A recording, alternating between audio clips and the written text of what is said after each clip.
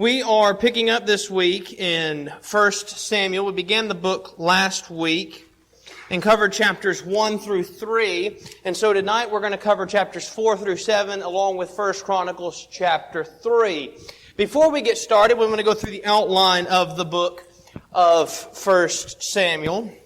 Really, we can divide it by the characters we follow. The first 8 chapters are following Samuel. 9 through 15 follows Saul. And then beginning at chapter 16 and going through the end of the book, we're following primarily David.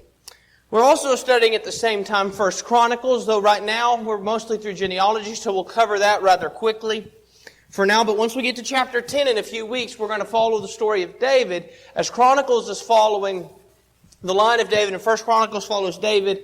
And when we get to 2 Chronicles, it's dealing mostly with the kings of Judah, and we're only going to deal with Israel there when it comes in contact with the kings of Judah. The 1 Chronicles can be divided into 2 sections. Chapters 1 to 9 is dealing with the genealogies, and then 10 through 29 is the reign of David. 1 Chronicles chapter 3, rather quickly. We'll go through that quickly this evening. 1 Chronicles 3 really divides into 3 main sections. Verses 1 through 9 are dealing with the descendants of David. These were the sons of David who were born to him at Hebron, verse 1. And then it lists 1 to 9 sons of David. Beginning at verse 10, we follow Solomon, the son who will follow David on the throne. And his son was Rehoboam, then Rehoboam son Abijah was his son, Asa was his son, Jehoshaphat his son, and all the way through Jehoiakim, Jeconiah, and Zedekiah. And then in verse 17 through the end of the chapter follows the descendants of Jeconiah. And that's just first quickly what 1 Chronicles chapter 3 is about, following the line of David, the line of Solomon, and the line of Jeconiah. But we really want to focus our attention this evening on the 4 chapters that we have in the book of 1 Samuel. So let's pick up and let's start in chapter 4. 1 Samuel chapter 4. 1 Samuel 4 is the defeat of Israel. Let's start in verse 1. And the word of Samuel came to all Israel. Remember last week the prophecy, what took place when the Lord appears to him in chapter 3.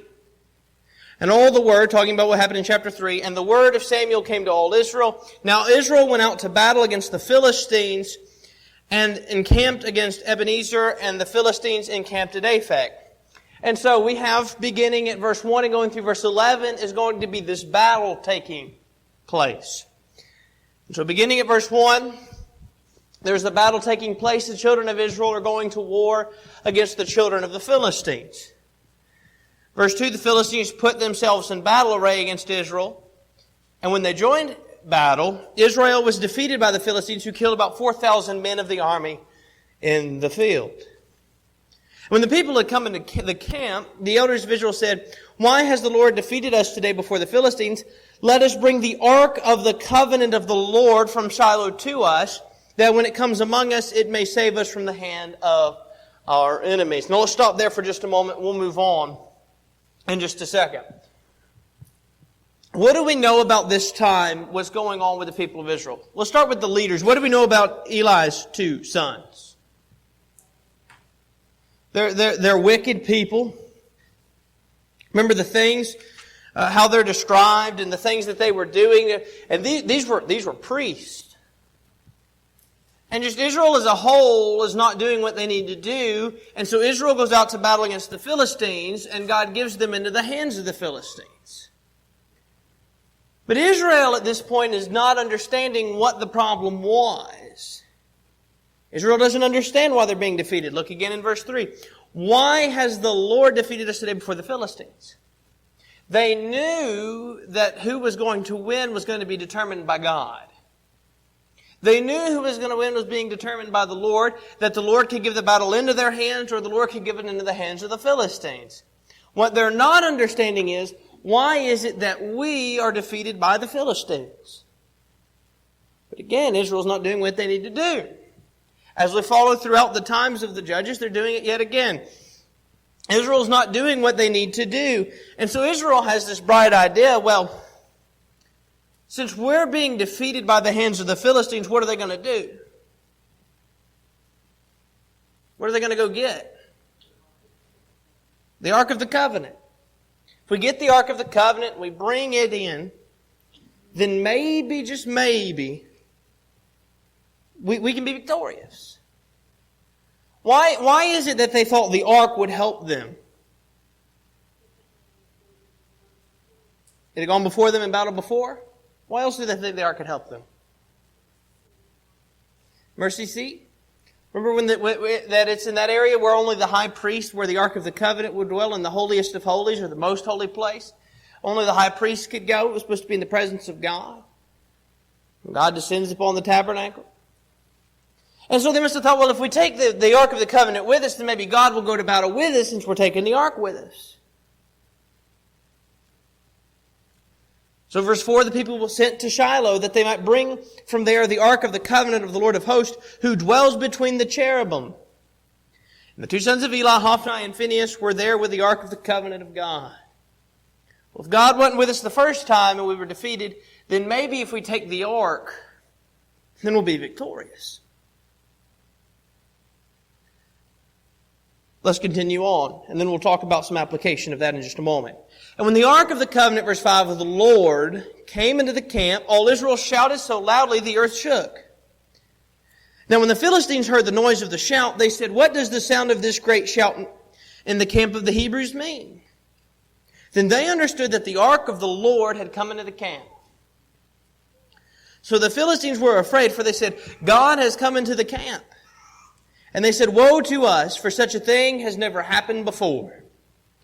Woe to us, who will deliver us from the hand of these mighty gods? These are the gods who struck the Egyptians with all the plagues in the wilderness. Be strong and conduct yourselves like men, you Philistines, that you do not become servants of the Hebrews as they have been to you.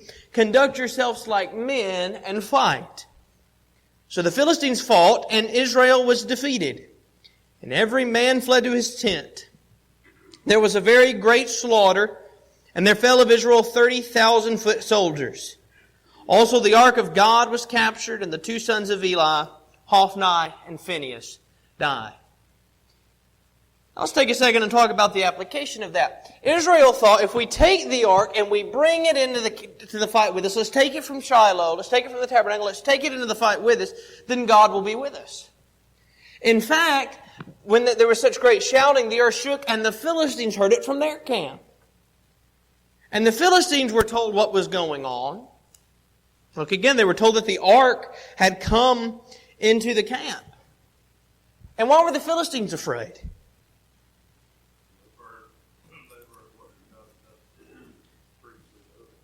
They've heard what God has done before. I think about when they go into the spies go into Jericho. And talk about, we've heard what happened in Egypt and all these things. By the way, how much time had passed when they went into when the spies were there? How much time has passed since the time in Egypt? That had been well over 40 years. You had the 40 years of the wandering in the wilderness. You had about a year and a half spent at Sinai. But we're moving well past that now. I think that the people of Jericho remembered it over 40 years later. Here we're talking well later. The period of Judges stretches about 400 or several hundred years, and we're talking several hundred years after that what had happened in Egypt, and they understood that, and they remembered that, and they knew the stories of what had happened, and they were fearful. Remember how he struck them with plagues? Egyptians with all the plagues in the wilderness? And so the Philistines were fearful. In fact, at that moment, it seems the Philistines were putting more confidence in the God of the Israelites, in the one true God, than the people of Israel were. Israel thought that the ark was going to make all the difference in the world. And in the end, they're still defeated by the Philistines. The Philistines that were fearful, but they encouraged themselves, be strong and to conduct yourselves like men. And they went in and defeated Israel. Now, we're not in a physical fight today. We're not going out to battle, nor do we take the Ark of the Covenant on our shoulders and into battle with us. But I think there's an important lesson we can learn from that.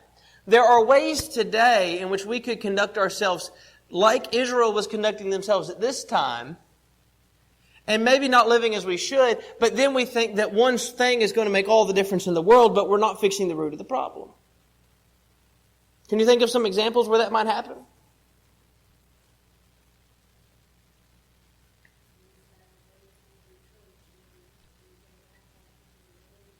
Right. When we conduct ourselves however we want throughout the week, but then as long as I'm at services, it's got the right name on it. They practice the right things, and as long as I attend, it don't matter how I live. It's almost like we think we're like the people of Israel were, where they're carrying the Ark of the Covenant into battle. Oh, it'll make all the difference in the world. As long as I'm attending services, that takes care of everything else. Well, we've got to get to the heart of the problem. We'll see that when we get to chapter 7 in a moment. They've got to get to the heart of the problem. Beginning at verse 12, and going through verse 18, we have the death of Eli. A man of Benjamin ran from the battle line on the same day and came to Shiloh with his clothes torn and dirt on his head. And when he came, there was Eli sitting on the seat by the wayside watching, for his heart trembled for the ark of God. And when the man came into the city and told it, all the city cried out. When Eli heard the noise of the outcry, he said, "What does the sound of this tumult mean?" And the man came quickly and told Eli. Eli was 98 years old, and his eyes were so dim that he could not see. Then the man said to Eli, "I am he who came from the battle, and I fled today from the battle line." And he said, "What happened, my son?" So the messenger answered and said, "Israel has fled before the Philistines, and there has been a great slaughter among the people. Also your 2 sons, Hophni and Phinehas, are dead, and the ark of the covenant has been captured." Then it happened when he made mention of the ark of God that Eli fell off the seat backwards by the side of the gate, and his neck was broken, and he died. For the man was old and heavy, and he judged Israel 40 years. So we've already had Hophni and Phinehas die. Now Eli dies when he hears the news, and he's devastated, and he falls over backwards. He's heard his sons are dead, but not only are his sons dead, the ark has been captured. Israel has been defeated. There's been a great slaughter at the hands of the Philistines. And he falls over backwards, and his neck was broken, and he died. Then beginning of verse 19 and going through verse 22, we have the birth of Ichabod. Now his daughter-in-law, Phinehas' wife, was with child, due to be delivered. And when she heard the news that the ark of God was captured and that her father-in-law and her husband were dead, she bowed herself and gave birth, for her labor pains came upon her. And about the time of her death, the woman who stood by her said to her, "Do not fear, for you have borne a son." But she did not answer, nor did she regard it. And she named the child Ichabod, saying, "The glory has departed from Israel, because the ark of God has been captured, and because of her father-in-law and her husband." And she said, "The glory has departed from Israel, for the ark of God has been captured." So this child is named that the glory, or Ichabod, because meaning the glory has departed from Israel, because the ark is captured, the priest is dead, his sons are dead, there's been the great slaughter. And now they're starting to realize what's going on. The glory has departed from Israel. They were thinking that it entirely had to do with the ark, and there's going to be a more root problem we're going to have to see when we get into chapter 7 that has to be dealt with. But that's real quickly, that's chapter 4, the defeat of Israel. We'll move on into chapter 5 now, and chapter 5 is going to be the ark in the land of the Philistines. Really, it's going to come to 2 places, beginning at verse 1 of chapter 5. The Philistines took the ark of God and brought it from Ebenezer to Ashdod. When the Philistines took the ark of God, they brought it to the house of Dagon and set it by Dagon. And when the people of Ashdod arose early in the morning, there was Dagon fallen on his face to the earth before the ark of the Lord. So they took Dagon and set it in its place again. When they arose early the next morning, there was Dagon fallen on his face to the ground before the ark of the Lord. The hands of Dagon and both the palms of its hands were broken off on the threshold. Only Dagon's torso was left of it. Therefore, neither the priest of Dagon nor any of those who came into Dagon's house tread to the threshold of Dagon in Ashdod to this day. But the hand of the Lord was heavy upon the people of Ashdod, and he ravaged them and struck them with tumors, both Ashdod and its territory. When the men of Ashdod saw how it was, they said, "The ark of the God of Israel must not remain with us, for his hand is harsh toward us, and Dagon our God." Therefore they sent and gathered themselves all the lords of the Philistines and said, "What shall we do with the ark of the God of Israel?" And they answered, "Let the ark of the God of Israel be carried away to Gath." So they carried the ark of God of Israel away. So it was after they had carried it away that the hand of the Lord was against the city with a very great destruction, and he struck the men of the city both small and great, and tumors broke out on them. What happens first, and we'll get to what happens to the people, but what happens first in this story is quite interesting, and it's kind of a funny picture. here they come in, and the Philistines think, well, here we've had this great victory. And remember, the Philistines were very well aware, as we saw in the previous chapter, of all that God had done for Israel. And what had happened in the land of Egypt many years earlier. How He's helped them. They've now taken this land. Think about the nations they've driven out to get into the land that they're in. And they were fearful, and now they are victorious. So you think from the Philistine standpoint, they're probably excited, overjoyed. They defeated Israel, the one whose God struck the mighty Egyptians, and freed them from the mighty Egyptians.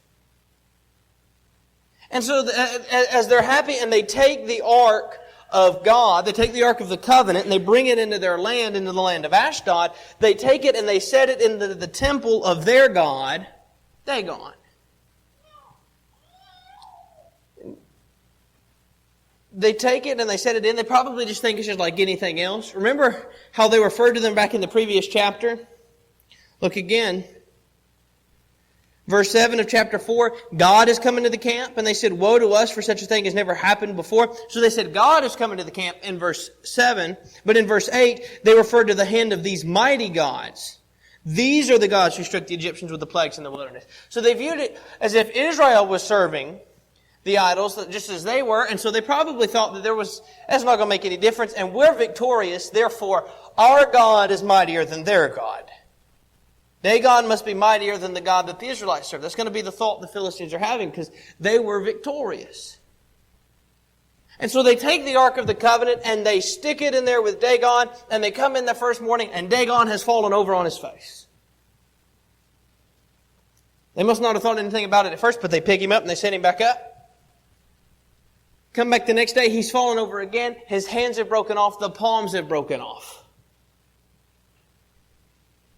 Now they're beginning to wonder. And then the city is struck, beginning at verse 6, with tumors. He ravaged and struck them with tumors, verse 6. And even after they had gotten rid of the ark in verse 9, that after they had carried away, that the hand of the Lord was against the city with a very great destruction. And He struck them into the city, small and great, and tumors broke out on them. So here the people are being punished. They're sitting here thinking, this is great, we're victorious. They've defeated their enemy. They've captured the ark that the Israelites thought so much of. Enough they took it into battle with them, thinking it would help them. And now their God keeps falling over on his face. And the men of the city broke out with tumors. Their conclusion was, let's get rid of the ark. So they get rid of the ark. So in verse 10, they send it to Ekron. Therefore they set the city of God to Ekron. So it was, as the ark came to Ekron, that the Ekronites cried out, saying, they have brought the ark of God of Israel to us to kill us and our people. People of Ekron are very well aware of what has happened in the city of Ashdod. When they see the ark coming, they don't think about that victory. They don't think about how they were just previously victorious. Doesn't seem like that much time has passed. Who knows? Sometimes, remember, in the Bible you can flip a page and little time passes. Sometimes you can flip a page and a lot of time passes. But this seems to be shortly thereafter. But the joy of victory is shortly gone. As now there is terror upon the people of the Philistines. There were terror upon the people of Ashdod as they were there. Now there's terror upon the people of Ekron. So they sent and gathered together the lords of the Philistines, send away the ark of the God of Israel and let it go back to its own place so that it does not kill us and our people. For there was a deadly destruction throughout all the city. The hand of God is very heavy there. And the men who did not die were stricken with tumors, and the city, and the cry of the city went up to heaven. And so this city has had many people die here in Ekron, and on top of that, they have many people, those that have not died have been struck with tumors.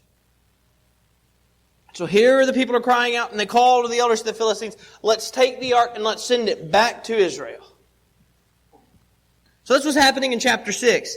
Chapter 6, 1 Samuel 6, is going to be the ark is returned to Israel.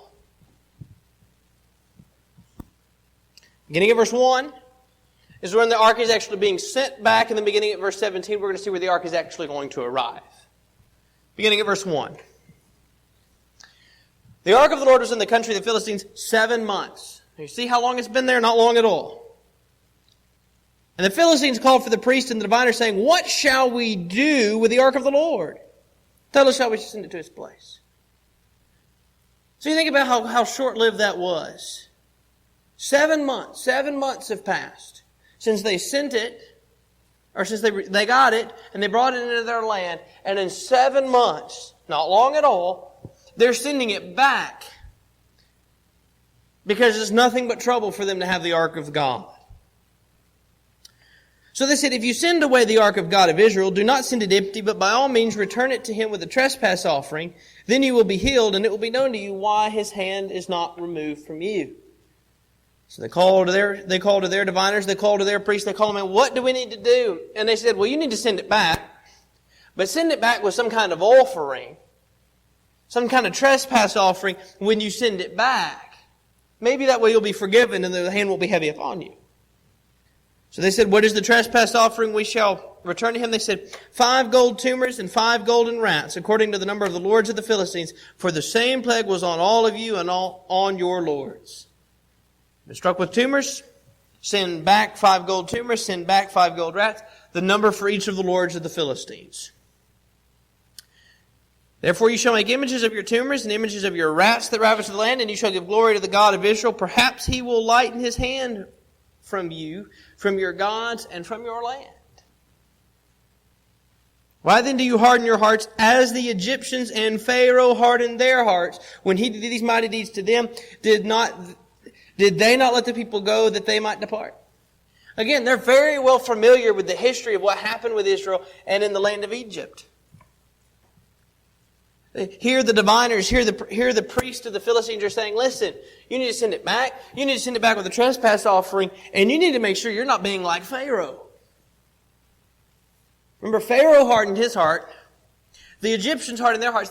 But then eventually, when the hand of God was upon them, they let them go. So you need to make sure that you send it back to them. Don't harden your hearts like Pharaoh did. You know, if Pharaoh hadn't hardened his heart to the point he did, you think about what happened in Egypt. If he'd have just let them go at the beginning, then think of all the things that wouldn't have happened. All the way eventually leading up to the death of the firstborn. But Pharaoh hardened his heart. And now the lords of the Philistines are saying, "Listen, don't harden your hearts lest we get to that point. Lest it go any farther. Let's go ahead and let's take care of this problem now. Now therefore make a new cart. Take 2 milk cows with which have never been yoked, and hitch the cows to the cart, and take their calves home away from them.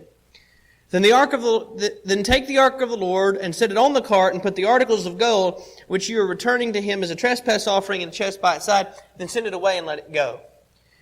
And watch, if it goes up to the road to its own territory, towards its own territory to Beth-Shemesh, then he has done us this great evil. But if not, then we shall know that it is not his hand that struck us. It happened to us by chance." So at this point here the advice is take a cart with two new cows, or 2 cows, the new cart, 2 milk cows, and send it away. Take their calves away from them. And the natural tendency for the milk cow is going to be to go where? Back to the calf. Take it away. Take the 2 milk cows and tie them to this. If it goes up towards the land of Israel, then we know that it is the God of Israel, that it's the Lord. It's the one whose Ark of the Covenant this is that has done this to us. And if it doesn't, then it's just mere chance. By the way, there's an important note to remember. It's very important to remember 1 Samuel chapter 6. Because we're going to need to be familiar with these events when we get into 2 Samuel. Why?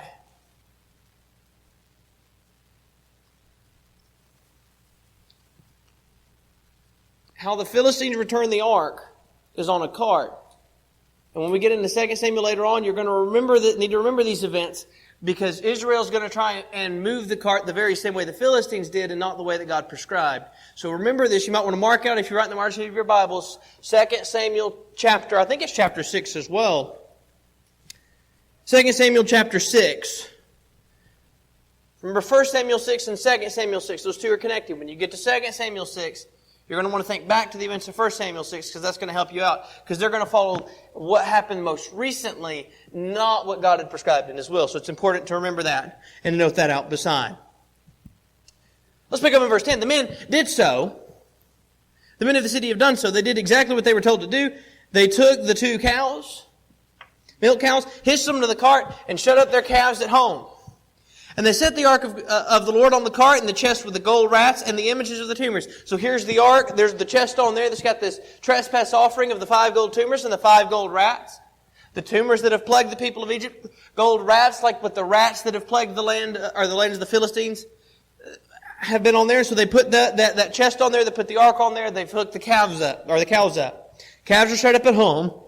And the cows headed straight from the road to Beth Shemesh, and went along the highway, lowing as they went, and did not turn aside to the right or to the left. And the lords of the Philistines went after them to the border of Beth Shemesh. Now the people of Beth Shemesh were reaping their wheat harvest in the valley, and they lifted their eyes and saw the ark and rejoiced to see it. Then the cart came into the field of Joshua of Beth Shemesh and stood there. A large stone was there. So they split the wood of the cart and offered the cows as a burnt offering to the Lord. The Levites took down the ark of the Lord and the chest that was with it, in which were the articles of gold, and put them on the large stone. Then the men of Beth Shemesh offered burnt offerings and made sacrifices the same day to the Lord. So when the 5 lords of the Philistines had seen it, they returned to Ekron the same day. So the people have taken and they've returned. The people of the Philistines, they've returned the ark. And Israel is overjoyed to see the ark. Israel is excited. Here's the ark. The ark has been returned. It's been 7 months. They've been without it. Remember, what was the statement made by the wife of Phinehas in the previous, or 2 chapters ago, when the ark had departed? What did they say? The glory has departed from Israel. So now they're viewing it like the glory has come back. Now the ark of the covenant is back in the land. Let's pick up in verse 17. This is the time the ark is at Beth Shemesh. Verse 17, really on through verse 19. In the beginning of verse 20 through the first part of the next chapter is when it's going to go to Kirjath Jearim. But it doesn't leave Beth Shemesh until verse 1 of the next chapter. Let's pick up in verse 17. These are the golden tumors with the Philistines returned as a trespass offering to the Lord. One from Ashdod, one from Gaza, one from Askelon, one from Gath, and one from Ekron. And the golden rats, according to the number of all the cities of the Philistines belonging to the 5 lords, being fortified cities and country villages, even as far as the large stone of Abel, on which they set the ark of the Lord, which stone remains to this day in the field of Joshua of Beth Shemesh. Now I want you to focus on verse 19. I want to highlight, this is an important verse. Then he struck the men of Beth Shemesh because they had looked into the ark of the Lord. He struck 50,000 and 70 men of the people, and the people lamented because the Lord had struck the people with a great slaughter.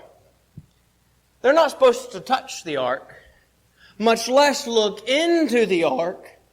And here the people open up the ark, and they look into the ark, the people here at Beth Shemesh, and God strikes them. It's an important thing to note that they're told not to touch it, much less to open it up. Remember, we're aware of the fact they can't touch it because later on, what's going to happen in 2 Samuel chapter 6? We're very well familiar with that story.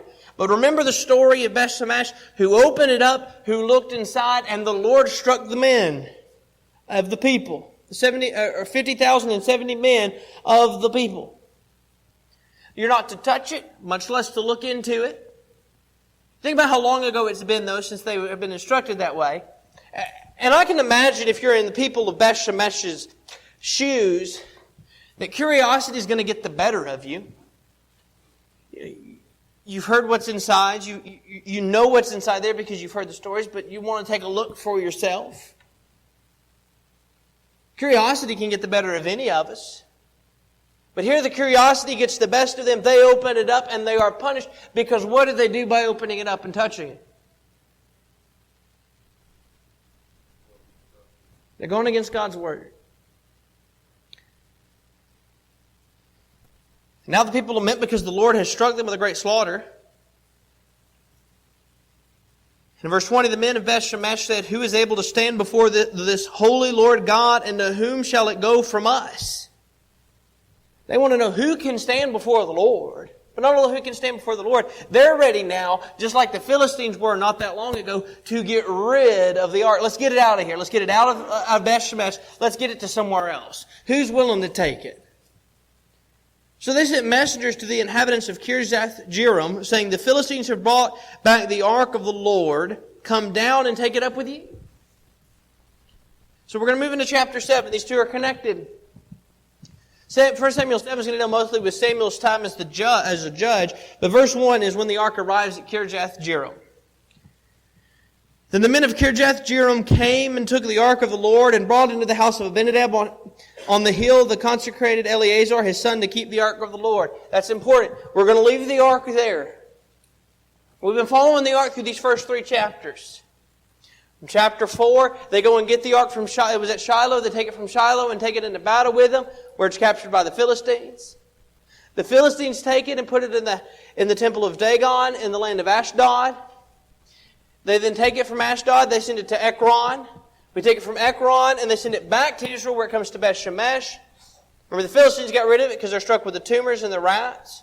Then at Beth Shemesh, they open it up. They are struck by God for opening it up. And so they take it and they send it to Kirjath Jearim. And it's left there until we come into 2 Samuel chapter 6. And in the reign of David, when the decision's finally made to take the ark back, to move the ark to Jerusalem. By the way, as a side note, we often talk about it being returned to Jerusalem. That was actually the first time it had come to Jerusalem.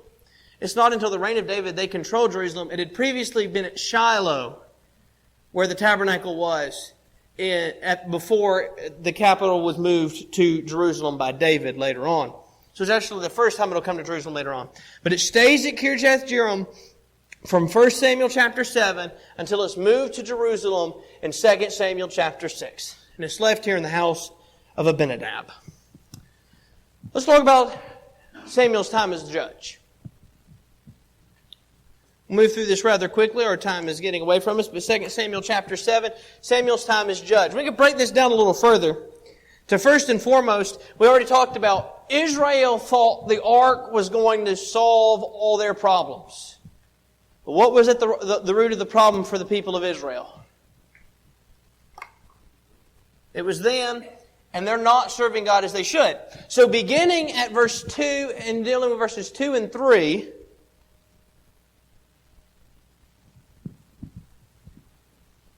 verses 2 and 3, well,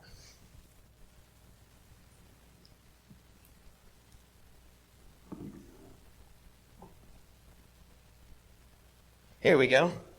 Verses 2 and 3 is a plea from Samuel to the people to return to God.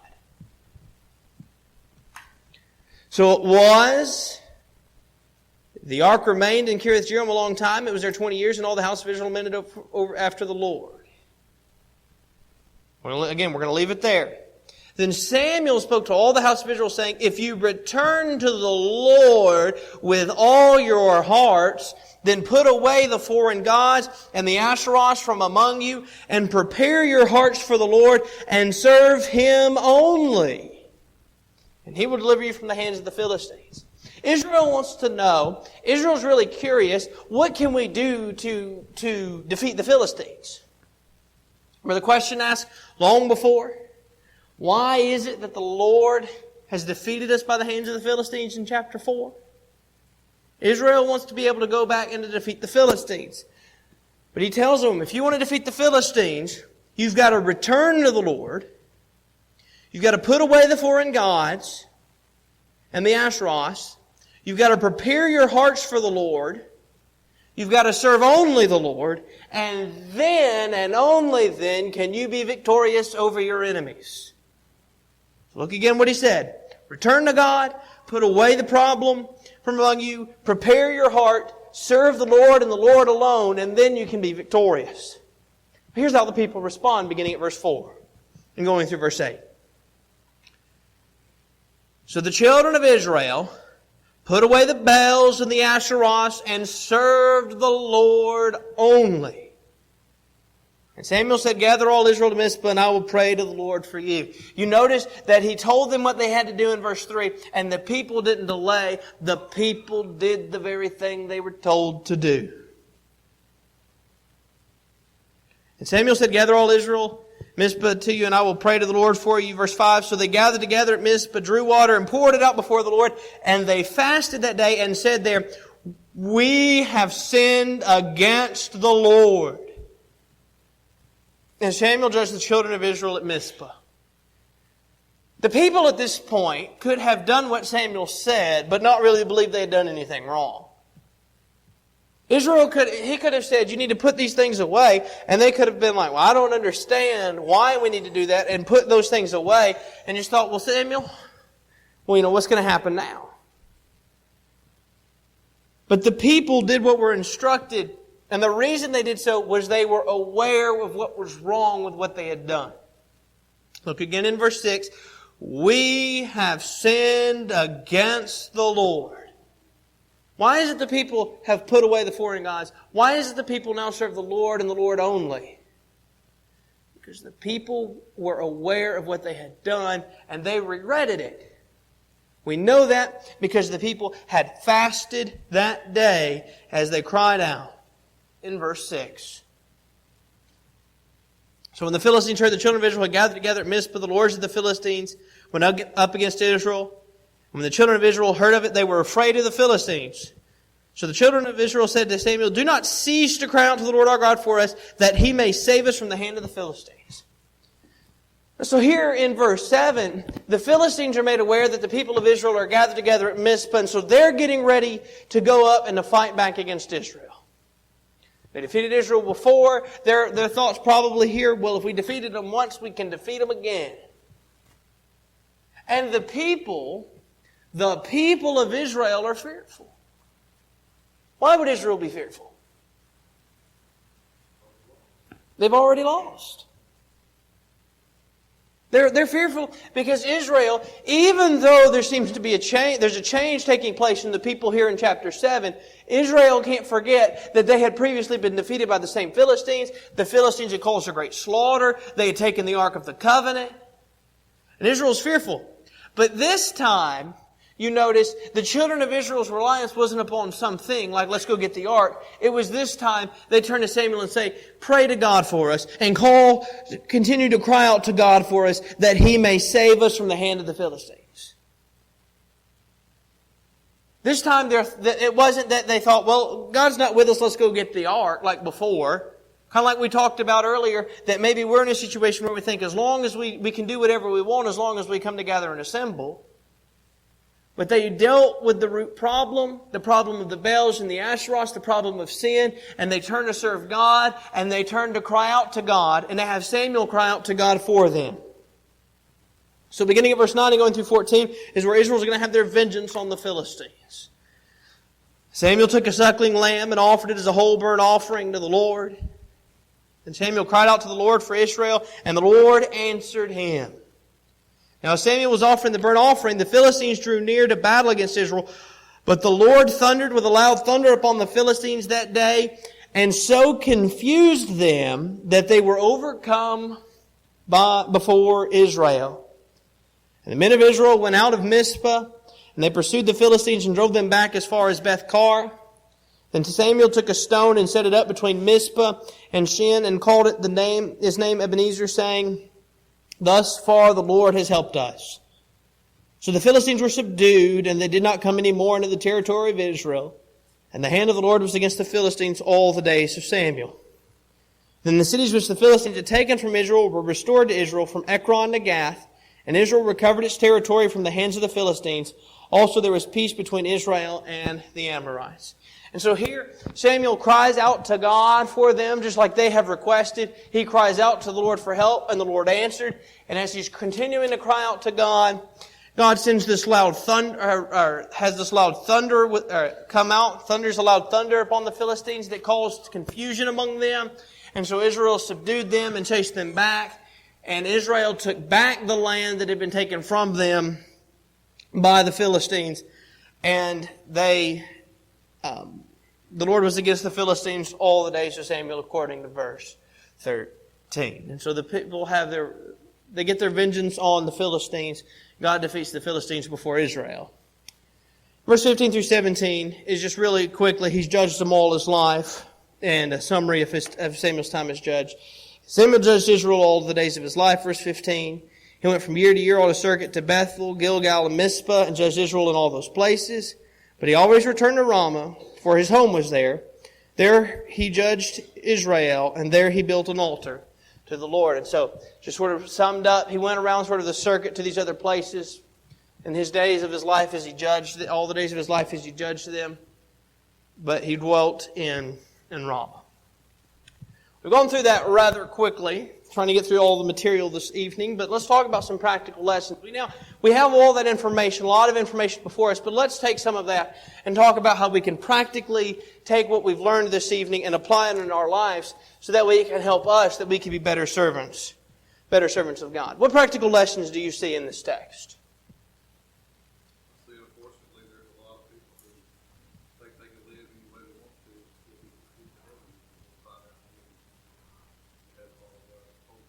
Good point. A lot of people think that they're doing what's right, but they may not be, and they think they'll get to heaven, but there's something amiss in their lives, something that needs to be dealt with, but they think, which really comes to the first thing, they think these religious acts are doing something. Like in this case, they actually take the ark with them, but I think today, in our standpoint, we think that just, going to services, as long as we go somewhere that has the right name and all that, and we worship properly, that everything else is okay as long as no matter what we do. But that doesn't overcome and overshadow our sin. We have to actually deal with the problem of sin, just like they did in chapter 7. What else do we see?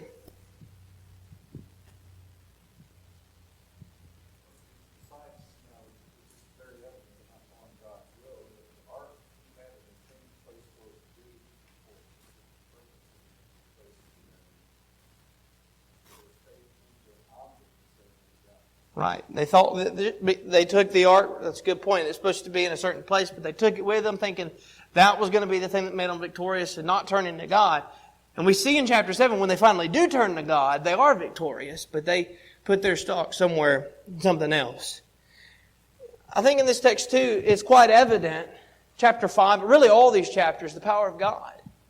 Think about chapter 5 and all the things He does to the Philistines, the tumors and the rats that He strikes them with. In chapter 5. You think about in chapter 6 the fact that He strikes all those people dead, 50,070 men. Strikes them dead because they looked into the ark. You think about the fact that He thundered the loud thunder that caused such confusion among the Philistines in chapter 7 that they are subdued and defeated by Israel. Just throughout this entire text, you can't help but be in awe of the power of God as you see the things that take place in these chapters. We see the fact too, there's one true God. The Philistines they thought there were many gods, and here are our gods, and there are their gods. And the thought of a lot of people at that time was, if we're victorious, it's because of our gods. Our gods must be mightier than their gods. The Philistines need to be aware they were victorious over Israel, not because of their God, but because the one true God let them defeat Israel to teach Israel a lesson. And the fact that here they put him in the midst, they put the Ark of the Covenant with Dagon, and Dagon continuously falls over, or the power that is struck. That shows that there's one true God. We also see the fact that God keeps His word. He's going to punish those that would reach out and touch the ark. We'll see that again in 2 Samuel chapter 6. Think about the men of Beth Shemesh. They probably thought, what's the harm in opening it up? But God kept His word. All that time may have passed. But what God said would happen if that happened is exactly what did. They were punished. They were struck because God said, don't open it up. And when they did, they were punished. Now, I learned we need to turn away from our sin. And to acknowledge our sin. Either one of those is not enough on its own. Israel could have acknowledged the fact they sinned, but not done anything about it. There are characters that do so. When you think about the statement, I have sinned, appears several times in Scripture. We'll see one in just a few weeks. Saul's going to say it. In 1 Samuel chapter 15, I have sinned. Pharaoh made that statement when Moses came to him. He said, I have sinned this time. I have sinned. It wasn't enough to acknowledge their sin. They needed to turn away from it. They had to realize they had the sin, but they needed to do something about it. They had to follow the instructions of Samuel and just turn away from it. Turn away from sin. But on the flip side of that, in theory, you could quit sinning, but not quit sinning without realizing you sin. Suppose somebody had done something that had caused them harm for their entire life. Somebody drank and then they were having problems with their liver, so they quit drinking. Well, then they may not have realized what they needed to do to change. They did something wrong, but they may have quit doing whatever the sin was. But we need to acknowledge our sin, realize we've sinned, and then deal with the sin. We'll pick up next week in chapter 8 and move through chapter 11.